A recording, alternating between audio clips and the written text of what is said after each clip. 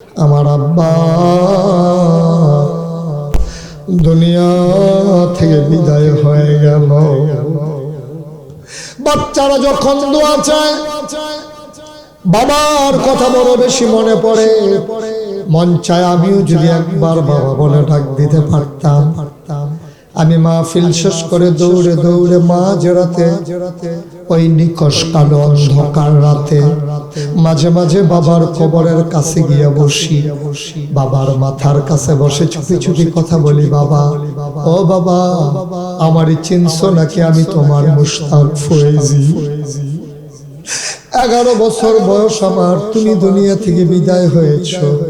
3টা মার্কিন কাপড় গায়ে দিয়া তোমার ঘুম পাড়ানো হয়েছে। আমি জানি না বাবা তোমার কবর জান্নাতের বিছানা আল্লাহ দিছে নাকি। আমি বাবারে আস্তে আস্তে জিজ্ঞেস করি, বাবা কবরে কি খাও, কেমন আছো তুমি? আমি বাবার সাথে কত কথা কই, আমার বাবা আমার একটা কথারও জবাব দেয় না। আমি কাঁদতে কাঁদতে বিছানায় যাই, আমি ঘুমাইতে যাই, ঘুমাইতে পারি না। সারা রাত নির্ঘুম কাটাই, বাবার কথা বড় মনে পড়ে। এই প্যান্ডেলের ভিতরে আমি জানি না আমার মতো কার বাবা নাই, কার মা কবরে শোয়াইছো। বাবার উঠানো বাড়িতে তুমি ঘুমাও, বাবার রেখে যাওয়া জমিন তুমি ওই বিক্রি করে করে খাও, মায়ের সেলাই করা কাঁথা গায়ে দিয়ে ঘুমাও।